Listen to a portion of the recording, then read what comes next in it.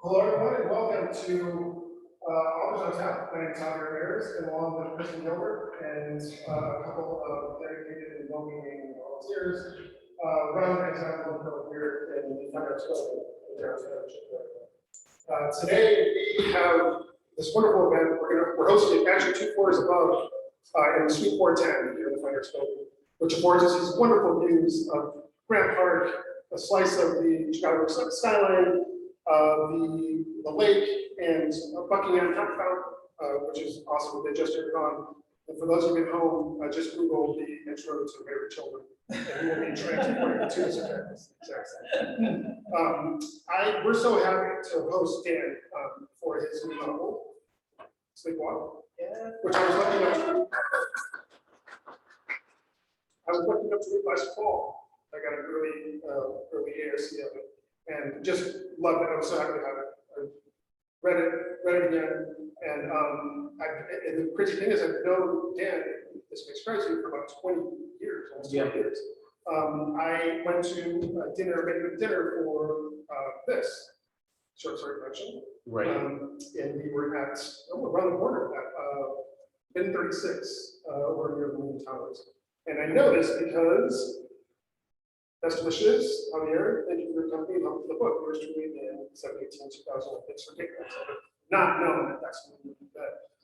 And it's been fun to sort of watch his career and how he just keeps putting out amazing stuff. And this book is no different. And just to be done various events over the years. And I think we're friends. I can say that. Yeah. We're recording this. We're friends. So we're not getting it. So. And so I'm just so Javier and Dan are friends. In case you didn't catch that. Just so happy to get to continue to do these things with you and see your career rise and rise and rise. Just every book is amazing. And we're lucky enough to have Lindsay Hunter here in conversation with Dan. Once again, I'm a huge fan of Lindsay. I word vomit all over her work. Don't Kiss Me is one of my favorite short story collections, and one of the best like rock and roll covers you've ever seen. It's incredible. Lindsay, we can say this today. Yes. Lindsay has a book coming out in 2023 called Hot Springs Drive. Yes. And it's from Roxanne Day's Remembrance, where she publishes three books a year, and it's so we're so excited, and hopefully we can each year when the book comes out. Dan will also be there for that. Yes, I will be. Yes, exactly. And this is Lindsay's way. This is the only you're hungry. I'm going to get out of the way now, stop talking, and leave it to you guys. Everyone, please help me welcome Dan Chaon and Lindsay.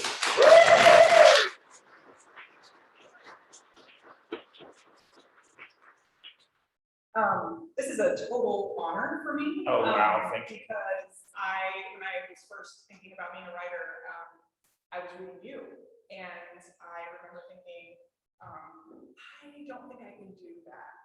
So, he's too good. I don't think I can ever get to that level. And that was when I was reading You Reminded Me of Me. And now, like Javier was saying, you have gotten to another level. So it's a complete mind-blowing honor to be here with you, to be able to talk to you about your work and about this amazing book. And I'm just so happy to be here. Oh, well, thank you. I mean, thank you. And as I think the first time we met, I told you that I love teaching your work when I was still a teacher. I want that out somehow. Can you say it again? No. Just send me that clip. That's I'm gonna block that out again because I can't handle that.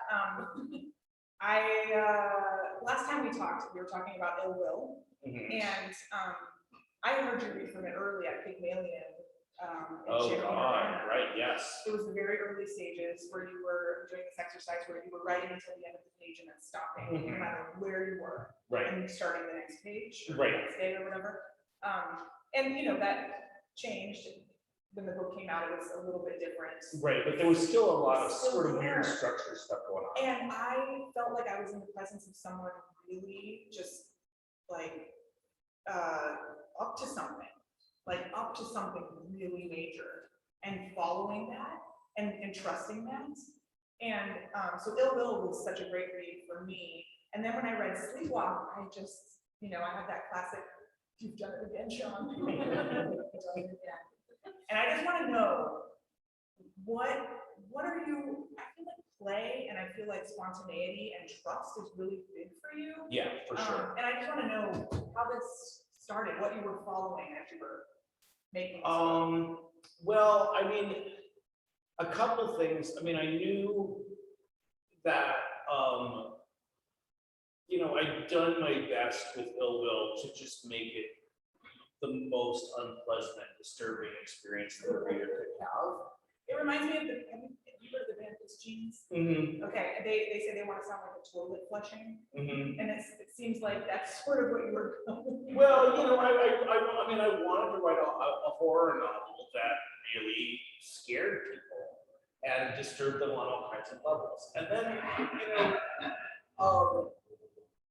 then when I was like thinking about my next book, I thought I want to do something that's funny. I want to show people that I can be funny. Yeah. And so that was part of the goal.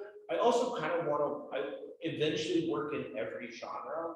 I mean, I want to do a high fantasy book. I want to do a romance. I want to do a western. I mean, maybe I'll live that long, maybe I won't. But so this is my road novel. It's also my gangster novel. Oh. So it's, I mean, it's got, I mean, I knew I wanted to play with noir elements. Then I just got really into the voice of this guy. I didn't know that much about him to start out, but I was just loving writing shotgun with him because I thought he was funny. And entertaining. So he's really funny. He has these ticks that you think are just road guy ticks. Right on, you know, he says that a lot, and then you find out at the end why he says right on, and it makes it so sad, and it's so poignant and beautiful. But he is really funny. What were you doing to get into his mind? Who were you thinking of, someone or something, or listening to music, or what?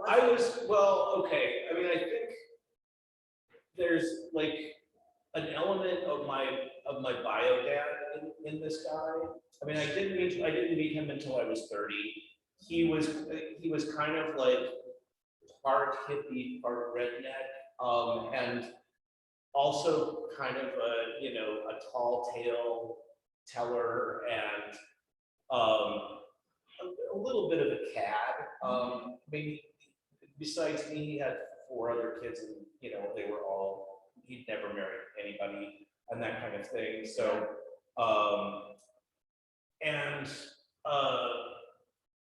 so I really was thinking of him to some extent. I mean, in terms of music, probably the voice that helped me most was Kurt Weill. Oh, yes. Yes, I can definitely see that. Right. Or hear that. Yeah. Yeah.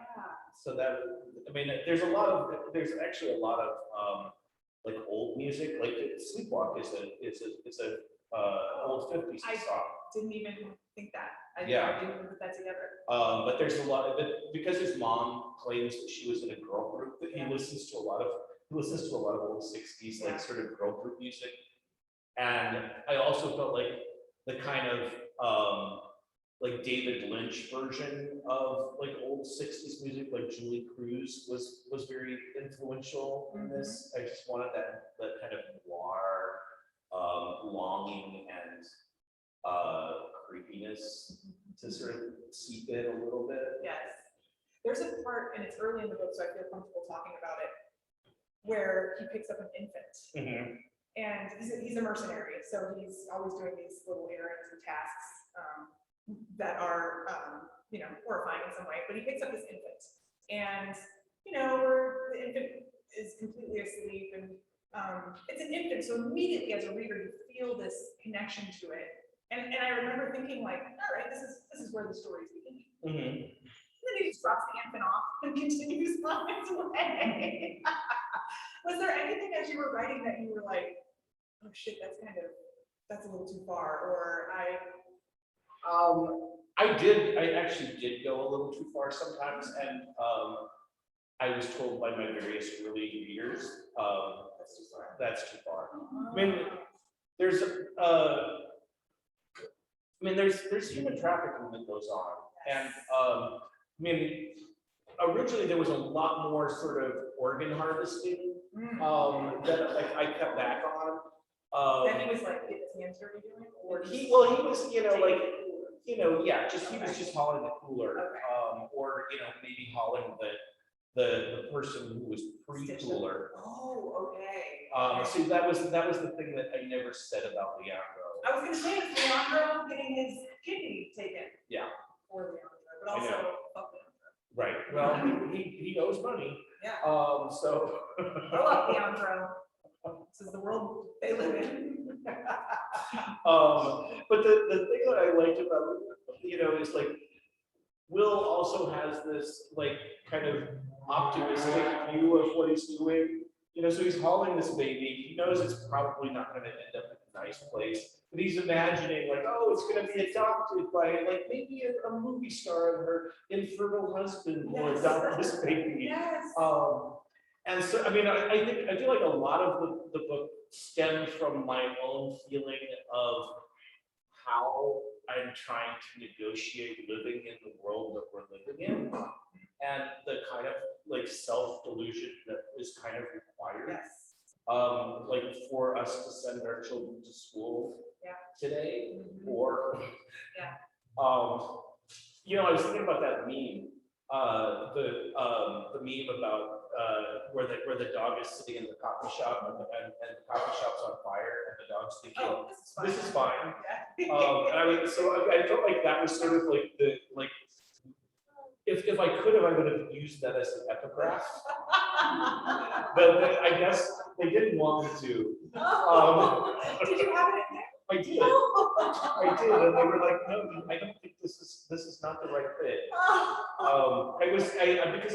It starts out with a Rumi quote, which is that which you seek is seeking you, and it's like very, it's very literary. And then underneath that, I just wanted the meme. And they were like, no.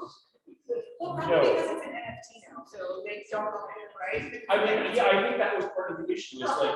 Is like what the permissions involved would have been. I'm so sad that didn't happen. And in my heart, I'm gonna draw that one. Yeah, right.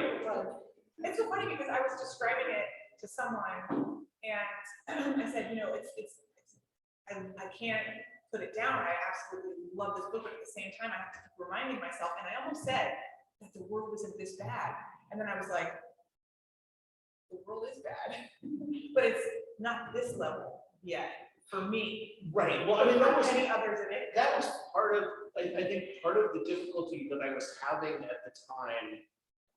I started this book in about, I think, 2018 or so. And I was like, how do I write about contemporary America? Like, and knowing that the book was going to be out in, like 2 years. I mean, most of the time you could, in the past, you could assume that 2 years down the road, things would be more or less the same. Right. And I don't feel like you can assume that anymore. No, definitely not. And so I had to put it into kind of an alternate world, which is maybe just like 1 or 2 pandemics, 1 or 2 constitutional crises, 1 or 2 like major environmental catastrophes down the road. I mean, and we're getting there. We'll get there. Well, and something he kind of summarizes, there was a pandemic and then a global recession and then another pandemic, and that's where we are. And I was like, I can no longer tell myself anything comforting about the world right as I'm reading this book. But here's my favorite thing about Will, and this is his. I call him Will. I call him Will. He's got many names. Sometimes I call him Billy. But he says, even in the worst case scenario, odds are that at least a few of our kind will struggle on long enough to evolve into creatures suitable for whatever new environment is ahead. I'm no evolutionary biologist, but I have faith in our species' stick-to-itiveness. And I feel like that sort of summarizes Will's point of view. And that's why he's able to survive. I mean, he accepts the world for what it is. He's not running around the way that I probably would be And I know that's part of just, what he does for a I living. don't know whether that's true. I feel like I would be just like, don't I know. should do something about this. Haven't you been saying that for like 5 years at least? Yes, And have you done anything about let it? me give money, thoughts and prayers. I mean, that's the thing. Yeah, Is like, you're I right, feel that. yes. I feel that way. I'm like, here's money, Tim Ryan. Please I know, stop. please, Tim Ryan. But I mean, what else am I doing? Yeah. I mean, I haven't started,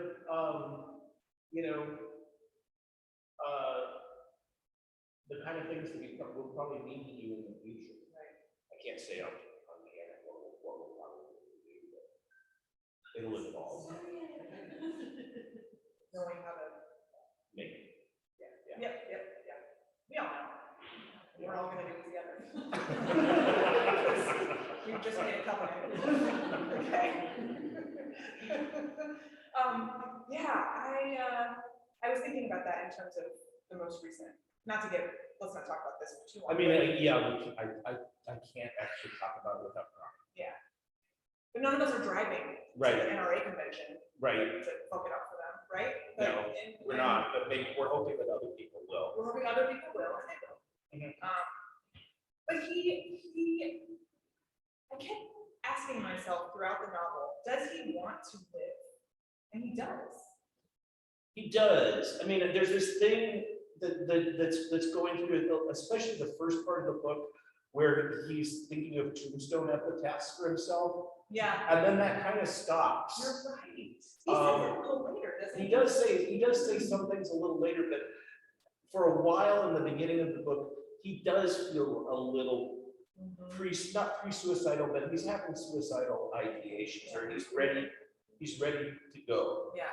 And I feel like by the ending of the book, he's not ready to go. He's not. And it's part of him telling himself these things about a relationship he can have with these characters that you'll also discover as you read, but I can't say. Yeah.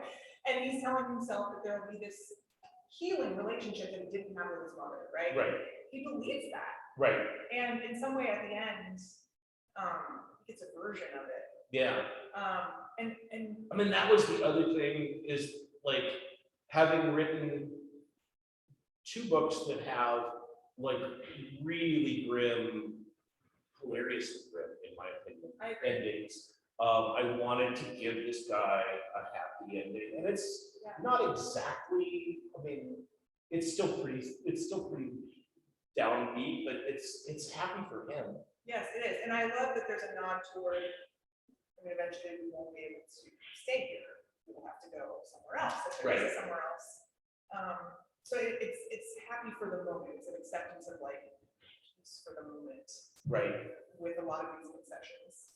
What is that, do you think? Because I feel like, not to make this about me, but when I was writing this book, I also felt that my previous book was too grim, and I wanted to give a little bit of grace. Like, why? For me, it was these phantom voices talking about my work. Yeah, I have those. Yeah. I have those, and and Goodreads. Goodreads, and that's what I was just gonna say, and it's based on Goodreads. Mhm. Yeah. Why Why do we look at our Goodreads? I don't know. It's I think masochism. It's straight up masochism. It is.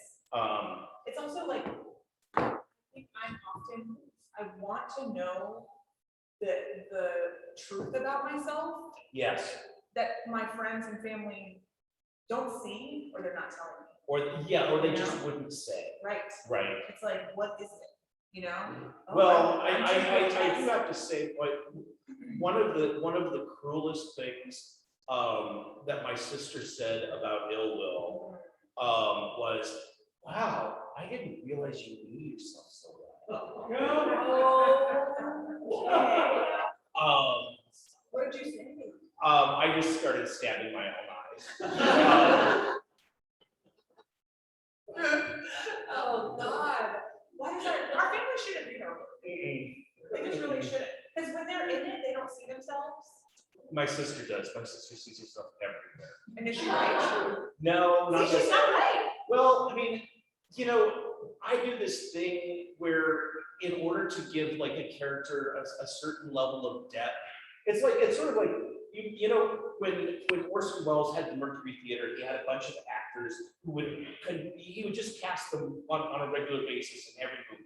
You know, Agnes Moorehead and Joseph Cotton and so on and so forth. And I do kind of the same thing. I'm like, okay, in this novel, the part of, you know, this character will be played by my sister. Yeah. And so sometimes she just has a really minor part. Yeah. Sometimes she has a more major part. Yeah. But she's definitely there because it helps me to give the character Yes. a kind of roundness. Yeah. And I, you know, because I write a lot about women, I'm very like sensitive about trying not to be the guy that gets that shit wrong. Yeah. I you know, Well, how do you make sure you're not the guy that gets that shit wrong? Basing it on your sister? I mean, yeah, and you know, like I mean, she's one of my first readers. My kids are also my first readers. So I have people that are giving me some early feedback about, yeah, no, nobody would ever do that. You shouldn't do that, sort of thing. Yeah. And that helps a lot. For me. Yeah. I'm too afraid to show my stuff to anyone. Really? With my agent. I have It's really all on him. I mean, I'm such a whore. And I have really no shame in like trying to rope people into being my like readers. I have, you know, I'll have like 10 people reading a rough draft. Sign me up. Really? Oh, Oh, yes. God. I'm a great Okay. reader.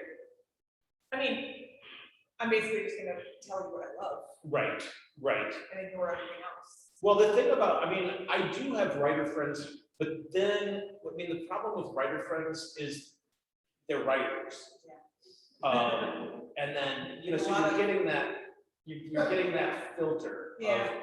and when I'm showing it to my sister or to my kids, they don't have any skin in the game, and I really like that. Yes. So, and also they're, you know, they're completely trapped. They can't just put you off. Right. Well, sometimes they do, but you know, like I don't feel guilty about it. Yeah. I'm like, I raised you. Yeah. I paid for your college. I put in the time. Oh my God, I can see myself. I try to get my son, my 9-year-old, interested in my writing. And he's just like, you don't have like the Dr. Seuss badge that says you won an award. on your book. Right. Why haven't you won any awards? You know, like, why aren't you famous? Mhm. And I'm like, but I wrote this really nice. But I think you have to get him to be like 13 or 14. That was when I started. Yeah, really, truly, he shouldn't care ever. Right. Probably, I mean, it's nice when they do though. Yeah. So your sons, when you send this to them, are they excited? Do they know it's like, I gotta carve out some time, Dad's working on a thing, I know that I'm gonna need, and do you send this type of thing to one and this type of thing to the other, or? No, I mean, you know what I like about it is it's kind of like, I don't know if you've ever played Dungeons and Dragons. I'm familiar. Okay, so you know you're playing this game and it's like a gazing pool. You're all sort of involved in this story and you're all sort of imagining it together. Yeah. And I think that's fun just as a kind of play. Yeah. And so, you know, like it just helps me with the world building because, you know, they'll ask me questions about, you know, well, you know, what does the robot look like? Or, you know, why is it there? Or, you know, and like there's one like little drone in here that follows Will around. That was my son's suggestion. And his most brilliant suggestion was that there would be these loading docks for these drones where they would charge themselves. And then some of the ones that couldn't get to the charger would just be laying on the ground. Like dead insects around the charger, yes. Yeah, and I was like, thank you, that's so good. Yeah. Where did the monkey come from? Because when all of a sudden there was a monkey, I was like, okay, Dan. What? There is it's not a monkey, it's a chimpanzee. You're right, I'm sorry. And it's also kind of a chimera? It's also kind of a Yeah, chimera. yeah. It's not completely simian. Right. So I don't know. I really honestly don't know. That was the first thing I wrote. Oh, what? Yes. Wait, the first thing you wrote for this book was that? Was that. With Patches? Yes. You knew Patches was the character? From the beginning. Yeah, the first scene I wrote was, I mean, and it's different now, so I can say, was Will arriving at Patches' house, and he had two people in his camper who Patches was going to surgically remove the goodies from, the good parts. Patches is his old roommate. From Northwestern. Yeah. A total freak, and possibly romantically involved with this chimera that we were just talking about. Right. Chimpanzee. Right. So anyway, it was just a weird short story, and I was having fun with it. And it was a short story. It started out as a short story. Really? Yeah, and it was like one of those things where you know, like when sometimes just like a weird line comes to you and you want to write a story about it. There was a weird line like when I walk in, a chimpanzee is sitting on the sofa smoking a blunt. Yes. And that was the. And it's still there. And it's still there. Yes. But everything else around the story eventually changed, and I wasn't entirely sure that the story would fit in the book until suddenly the chapter came in and plugged right in. Yes. I was like, oh. And then it becomes really important. It does. Like Patches is built throughout, like you kind of get like a little mention of Patches, and sort of the beginning. Right. And you get the longer memory of Patches, and then another, and it's like Patches like builds an importance throughout the book. So it's shocking to me that it was sort of where it all began. It's so. It's goofy. I know. It's wonderful. I mean, it was like I had a very strong idea of what the sort of the criminal world of this guy's life was going to be like, and that was the stuff that eventually sort of got like strained out of the book to some extent. I mean, it's much less prominent because I felt like if it was too heavy, it would take away sympathy from him, and it would also. I mean, he's already doing a lot of shitty things, but it would also sort of take away from the like the melancholy of that I wanted. Yeah. I mean, because this is. I mean, at its heart, I think it's about a guy discovering like a need for connection. Yeah. Like somebody who's really spent 30 years completely disconnected. Mm-hmm. I mean, we've only spent 2 years completely disconnected. Yeah. But this He guy, believes he's free, and then he realizes he's not. yes, He believes he's completely free of everything, of the grid, of connection. right, He's not. right, It's kind of the realization that we all have when we take a real hard look at our phones, right? right, I think I'm free, but I'm not free. right, right. Was one of the places where you had to pull back, or where you surprised yourself or scared yourself, some of those scenes with his mother? Wow. I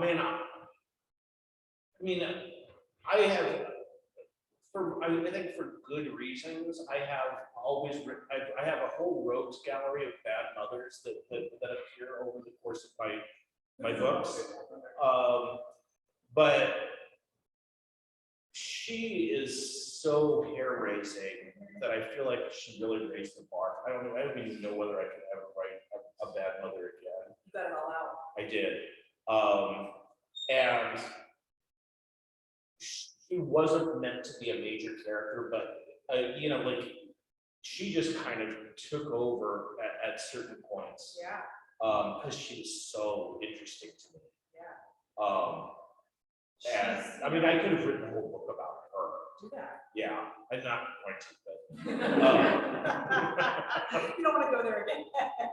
Yeah, there were some moments where there are some things that are hinted at, but we're never really actually shown. And maybe I'm reading too much into it, but the scene in the motel when they're going to bed. right. And you give us just enough to make it just a little, just wrong, you know? Yeah. But it instills in him his, like almost weird acceptance of how things are, because that's just kind of how he had to live with her, and also Right. this longing for family and for love, really. And he was, I mean,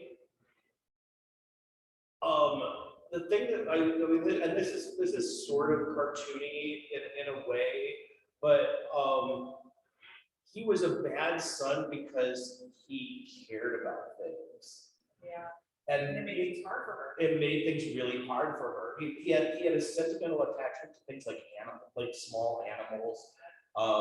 He was always, like getting attached to people. Yeah. And she tried really hard to make him into the sociopath that she wasn't, just failed. Why did she hang on to him?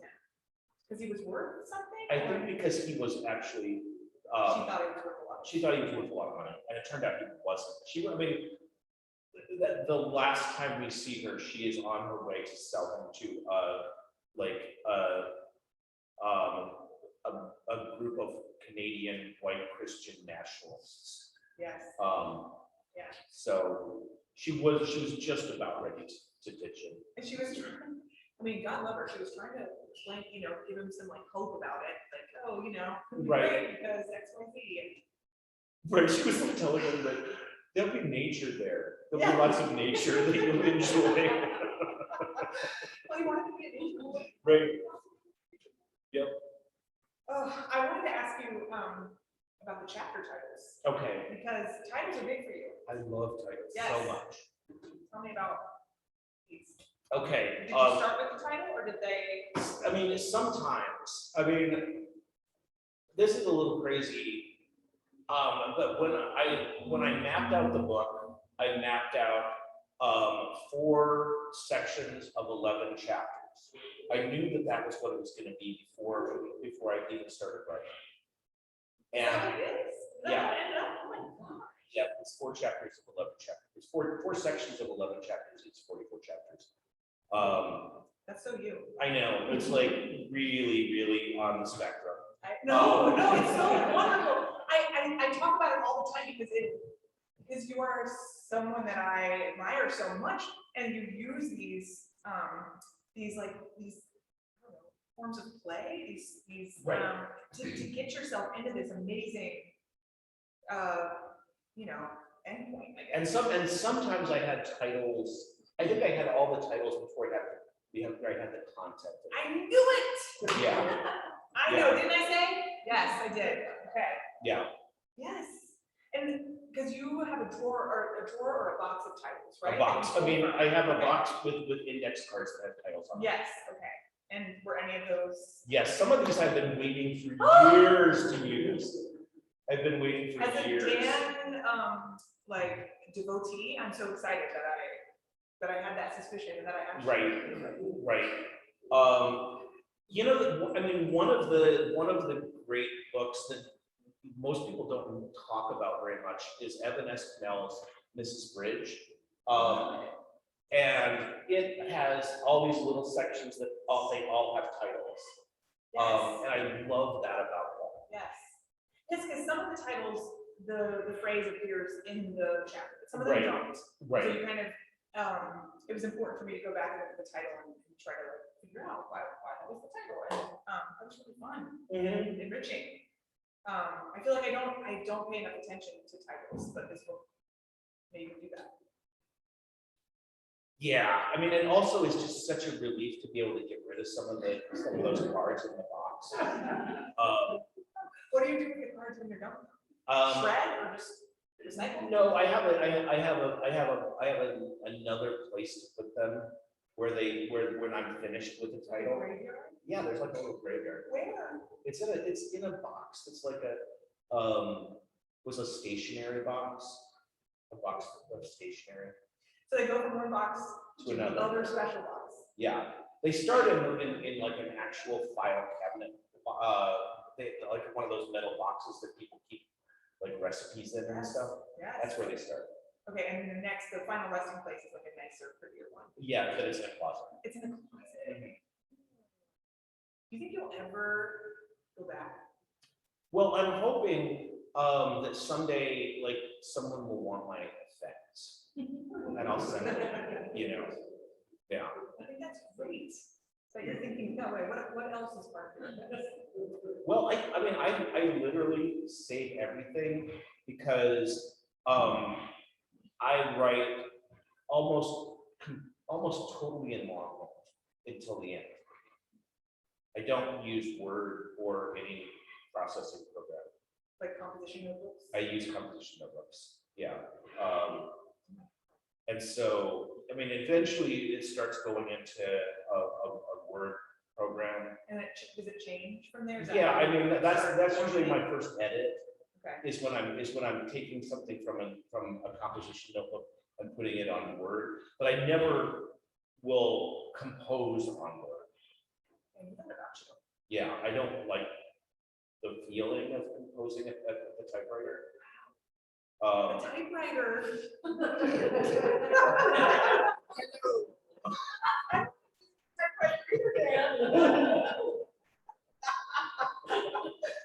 Wow. How do you ensure their safety?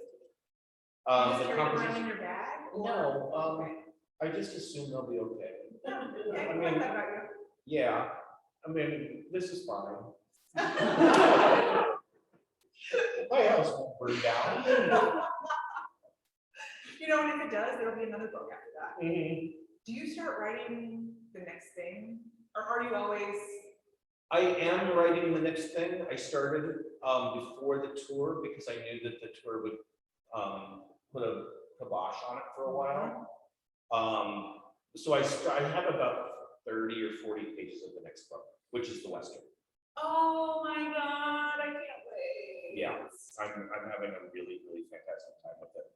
How do you know it's 30 or 40 pages? Are you like, counting the- I'm guessing. remember counting? Who does that anymore? You're guessing. Well, I mean, I have a pretty good instinct now that I've been doing that for a while. Yeah.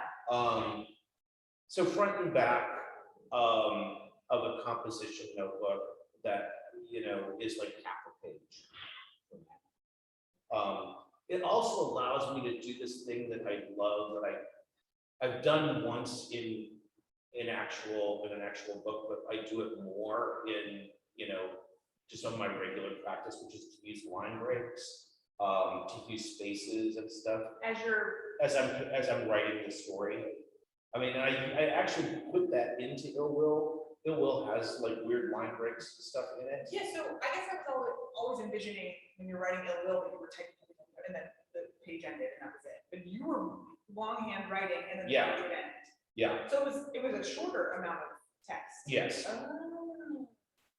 Yeah. Are there any in this new book, this Western, what are you doing to play part of it? I guess it's kind of early, but Well, I mean, it's draw. I mean, you know, I always am drawing on genre, and it's drawing on a lot of early 20th century children's books,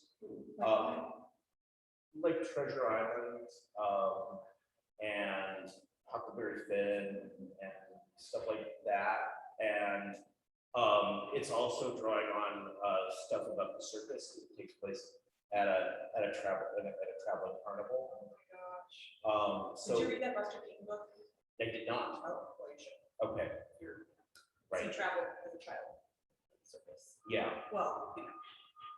yeah. So I'm sort of drawing on a lot of the various genre elements that I loved as a kid. Yeah. In fact, one of the books that I've been rereading a lot is The Little Engine. Right? Oh, Because yes. you know, the little engine that Yes. is carrying a circus. Yes, it is. Yes. All the good little girls and boys. All the little girls.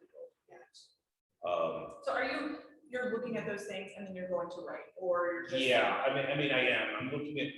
I mean, I just got a bunch of books about human oddities, so I'm doing that. Human oddities? Human oddities, Like people who are who are in the circus. in the circus. Yes. Okay. I have a human oddity theme at my wedding. Did you? Yes, Chang and Ing were on my cake. Oh, nice. Yes. Nice. Yes. We can rap about that whenever. Okay. Wow, I'm excited. Yeah, I am too. I am too. I don't know. I'm always afraid that at some point, I'm gonna be doing this and it's just gonna crash and burn. And I'm, like, Has that happened before? no, it really hasn't. It has happened with stories, but I always feel with stories, like you finish it eventually. Yeah. But I've had stories that I just don't know how to end them. Yeah, and so they're still. there. Yeah, they're still Have waiting. there been stories like that where you've gone back and you've realized, oh, that's how I can end that? Yeah, for sure. Right. Yeah, I mean, and sometimes it's just realizing that I didn't know what the genre was. I never think about it. You seem to think about it. A lot. I do think about it a lot. Yeah, Because it helps me, because it provides me with the container. yeah. And so that allows me to do this kind of, It's almost Play. like they give you the rules for the world. yeah, I mean, it gives me I know, like with this, because it's a noir, and because it's, like, I knew that there were certain beats that I had to hit, right? I mean, I knew that you have to, like in any noir, he has to visit people from his past, to find out information about. Recipe of MacGuffin. Right, there is a MacGuffin. Okay. There has to be a kind of femme fatale that sets things in motion and who may or may not be a bad guy, Right. and that's definitely here. Yeah. Yeah. Yeah. So, I mean, I knew I had all these like elements that I could use that would give me a structure. So it wasn't just like me, blah, blah, blah, blah. Yeah. But that's not how you. Is that like a more recent way of looking at writing than maybe like your older works? No, I think it's always been there. Yeah, I mean, yeah, I mean, I think it was definitely there in a way you reply, maybe less in You Remind Me of Me than any of the other books. Although that still had a kidnapping plot. That was super creepy in the best way. It is just Yeah. masterful. And then, I mean, Ill Will was modeled on serial killer procedurals. Yeah. I mean, it just like sort of took that form and pulled it apart and did weird things with it. But it's definitely the skeleton of it is straight up Silence of the Lambs, that kind of story. Yes. I can't wait to read your Western. I'm excited too. I would like to turn it over if anyone has any questions. Pencil or paper in composition?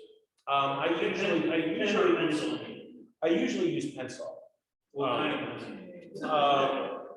Just to, Are you in there erasing or are you crossing out? I erase. Yeah, I'm an eraser. To me, the instrument isn't as important as the paper itself, the physical paper, and I don't like line paper, I like graph paper. Why is that? Because I like to write in boxes. I like to write Each letter in the box. in a box, yes. And it doesn't take you forever. It does take me forever, But it and helps- that's what I like about it. Because it helps you sort of be more in the moment. Right, so I mean, it's like, once you get to the end of a word, then the next word will appear to you in a way that writing slow is really helpful for that. I don't know why. Are you in the moment, we're talking about erasing, also like kind of revising as you go? Or is that something? A little bit. Okay. A little bit. I mean, I don't like to have a lot of erase marks in there. I mean, so if it's like a lot of stuff that I have to erase, I'll just cross it out. Is there anywhere that there's photographs of Sleepwalk in your composition notebooks? No, I don't think so. I could. You're on Instagram. I am. Okay. Yeah, I I'd like could to do put that. On Instagram, so I can share it widely. Right. I would love to see that if you remember when we get back. Okay. I'm fascinated by that. All right. Also, I forgot to mention that you have a pit bull. right? I do have a pit bull. Okay, and there's a pit bull in the book.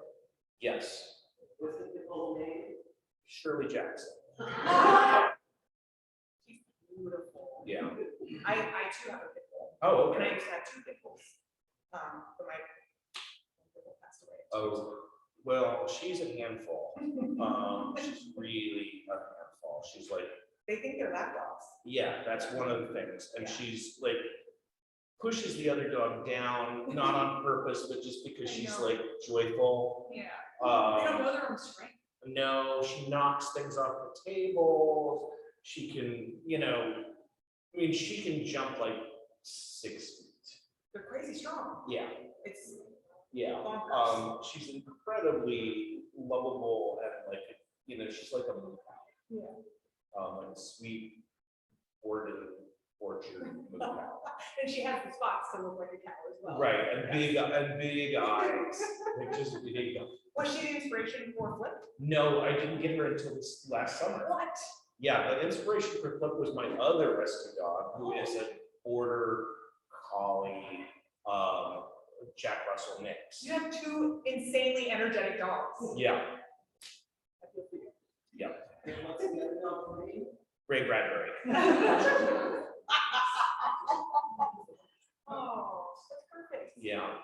So Ray was because when I got him, he had been severely abused, Just like Flip. just like Flip. And so some of the things that I give to Flip are straight from Ray Bradbury, like Ray Bradbury's fears are some of Flip's fears. Yeah. And Ray is not quite as fierce as Flip the dog in my book is. And although I do believe that he has the potential to be a killer. Sure. Anyone comes at you? Yeah, let's take them down. Border collies just want a job, right? Like, they just want to do their job. Yeah. His job is mostly just watching.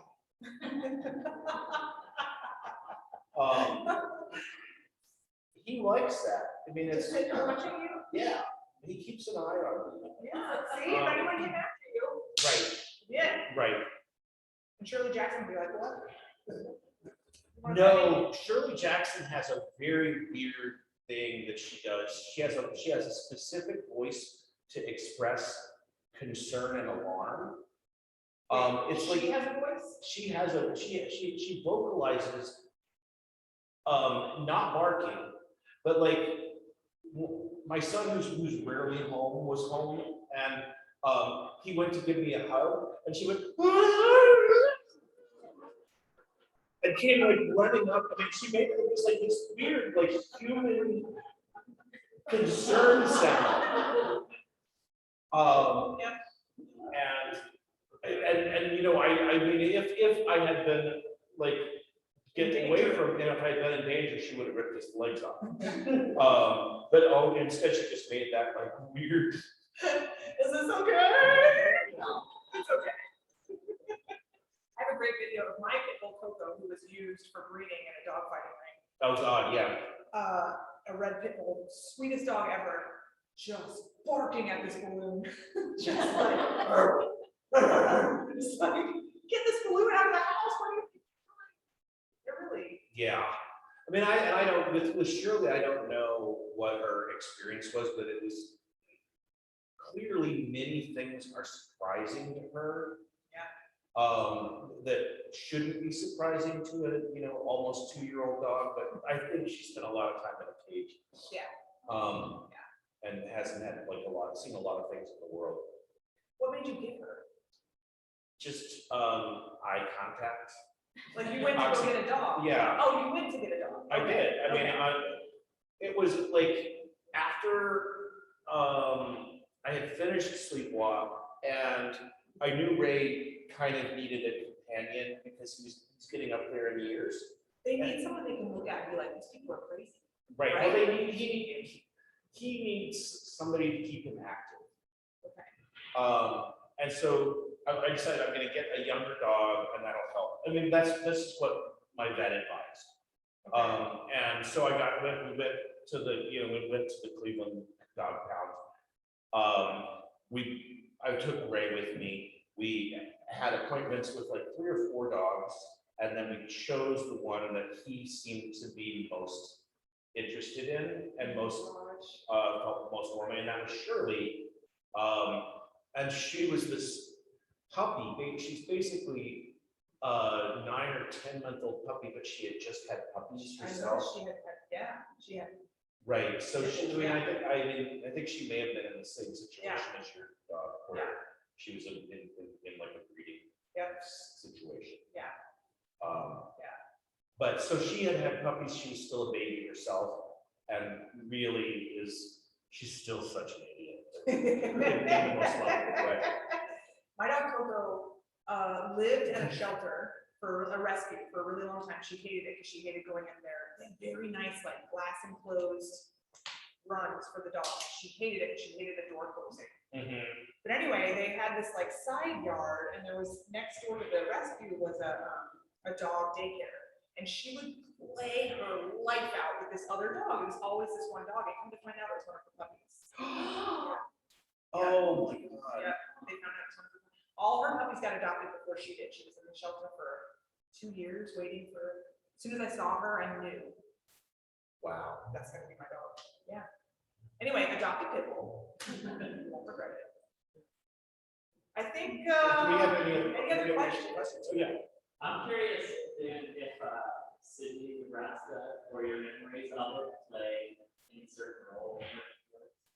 Oh yeah. I mean, I grew up outside of Sydney in a little elevator town called Bronson that doesn't really exist anymore. When you grew up in Broken Bow, so there was plenty of places that were already dead by the time you were growing up. But so this town is now dead. But it actually there's a whole section of Nebraska in this book.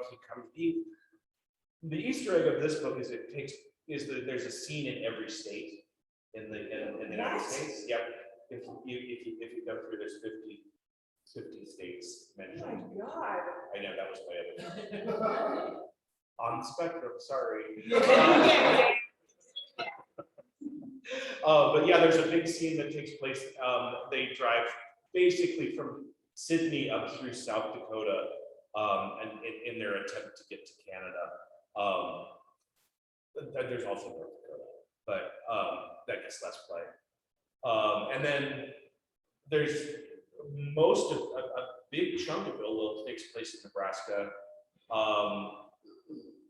You reminded me, it takes place almost entirely in Nebraska, and one section of Await Your Reply takes place in Lake Conahay. So, I mean, do you feel like you'd be the same writer if you were born? No. I mean, I think it definitely the landscape itself really influenced my sense of the world. But also just, I grew up without a lot of other kids, and I think just being in my own imagination so much made a big difference to me. Any other questions? Do you get any pushback from your agent, your editor, about wanting to have every book completed before genre? So far, no. I think it may be. I mean, we'll see when I get to the romance and the high fantasy. Really maybe gonna push that, but it's always. I mean, I feel like it's always going to be my version, and maybe not completely recognizable to general readers of romance or general readers of high fantasy. But it's. But I want to use those. I mean, I love those genres, and I want to use them. You love romance. I do. Who do you like writing romance? I like old stuff like Daphne du Maurier and I mean, I kind of like Laura Robbins. Nice. Yeah. I mean, I have to say I have read plenty of Harlequins, but I don't remember authors' names. Yeah. I mean, that was like one of the things when I was growing up, there were very few books around. There was romance. There were Harlequins. There were like really dirty, like sort of detective I'm a detective book, but it had like a lady with just her top off, and he was like holding his gun where his crotch should be, and like that kind of stuff. Yeah. Um, Why was this? I don't know, that it was just, like, I was just saying, they were very Yes, yeah. suggestive, and there was a lot of like, like 1960s, 70s sort of suggestive pulp writing. So that's where you're gonna go. I think so. Okay. I mean, I like to think that I can take the pulpy stuff and do my own thing with it. And that's, I mean, because it's not like I'm snooty about it. I'm not. You actually like it. I do. Yes, you're coming at it from a place of love. Right. And I understand why people can read 100 Harlequin romances and then still want to read more, even though they're the exact same one over and over. Yeah. But it does have that burst of, dopamine. Yes. Like there's something really satisfying. I still think about, I read a lot of Judith McNaught. Oh, yeah. I read her, so good, right? I still think about her stuff, so. Yeah. Yeah, literary romance, bring it on. Yep. Any other questions?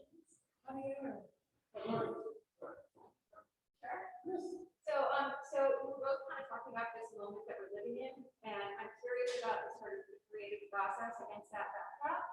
So when you think about sort of your own creative work, is it a balm? Is it escapist? Is it an application of responsibility? Is it social responsibility? Like, I'm just curious about sort of what does it mean to be an artist in times that seem to demand from us all more activism and engagement.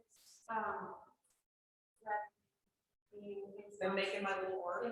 Well, and I don't mean to, like, No, I write as well, and so I just. No, I know, I'm being an idiot. No, I really think it's a good question, right? Absolutely. Right? So I'm just curious. Yeah. Well, I mean, I think a big part of this book is grappling with the problem of how do we live in the world that we have right now. I mean, and it's grappling with it in a kind of distorted context, because it's not, this is like a mercenary who's involved in creepy stuff, but I mean, I'm published by Macmillan, so they're involved in creepy stuff, have always been.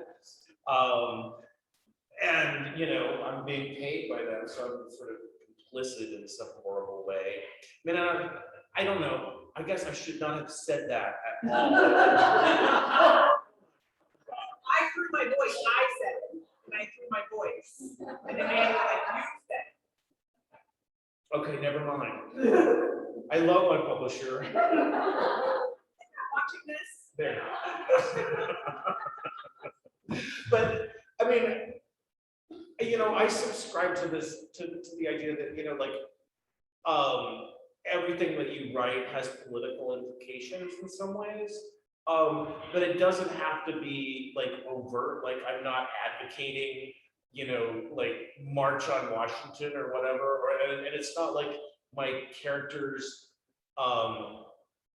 like discover the answers to the, to some political movement, like a Jane Fonda movie from the 70s, but they're definitely about political things, right? I mean, I think one thing that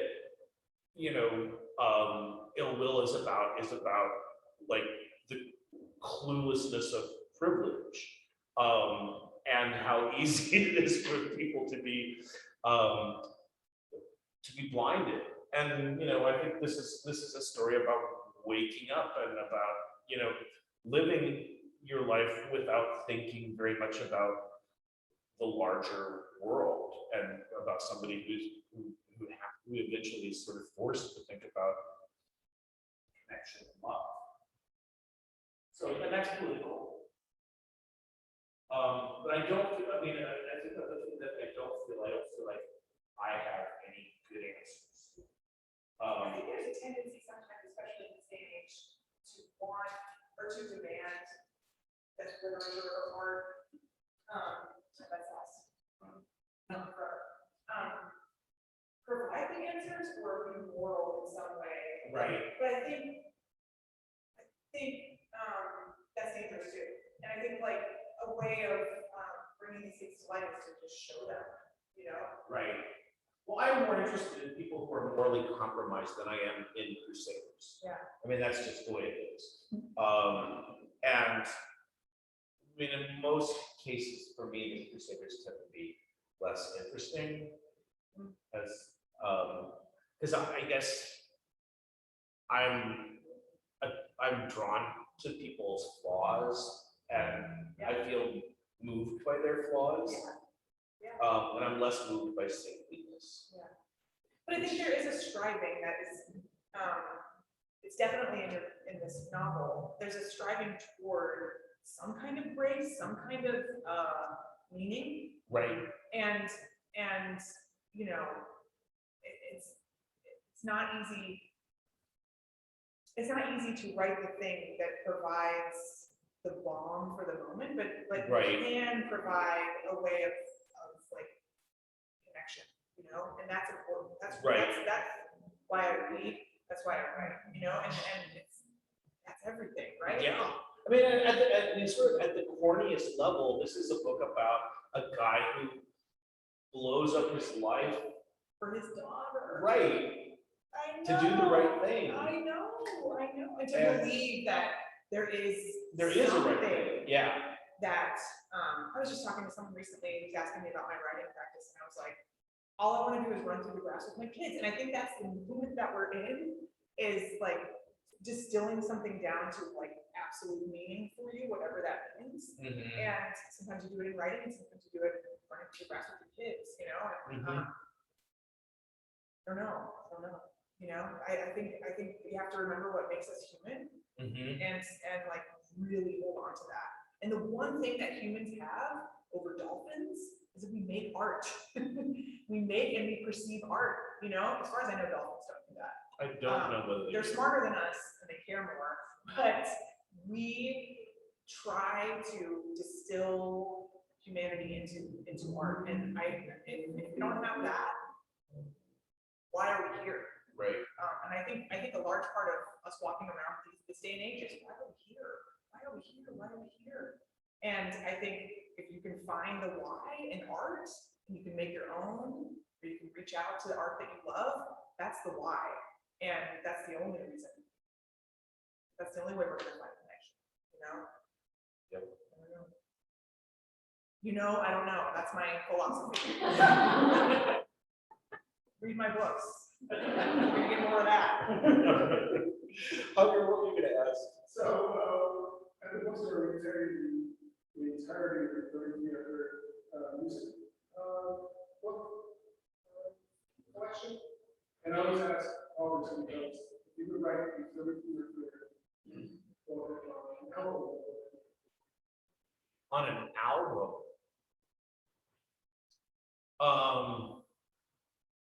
Wow. both Immediately I'm stumped. All I do is listen to music and I'm like, here's one. the shit that was pretty scary one we got. Who wrote it? And young girl just moved to despair. What? Yeah. Why did they ask me? Okay, well, Britney Spears, that's my answer.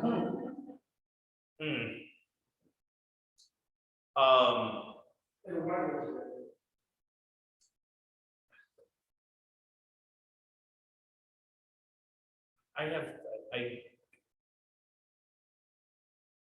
I would have to choose a specific album though, right?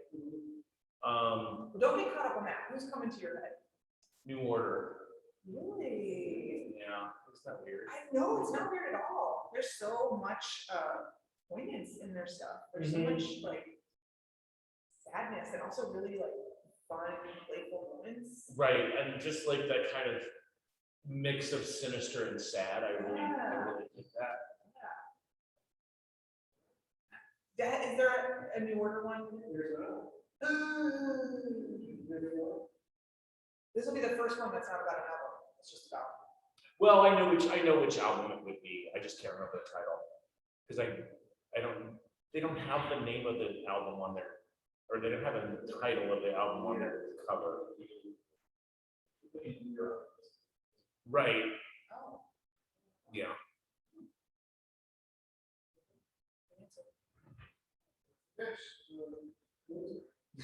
All right. What about you? Britney Spears. I'm doing the next. Where's the album? Which album? Which one is the? Okay.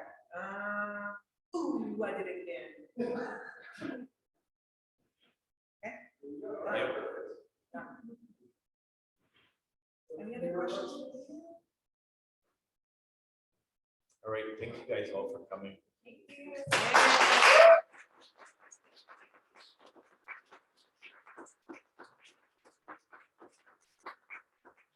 Yes, thank you everyone for being here and for also for tuning in via Zoom. You can go to our website, Crystal put the link in the chat. Did that right now. But you can go to our website, untitled.com, order copies of all of their books. We're going to sign it tonight, and we'll ship them out to you. And you guys can purchase books if you like at the back. And have a little more. Like, thank everyone for coming tonight. And thanks to you guys, of course, for being in conversation, great conversation again. And good night. Hey, thank you.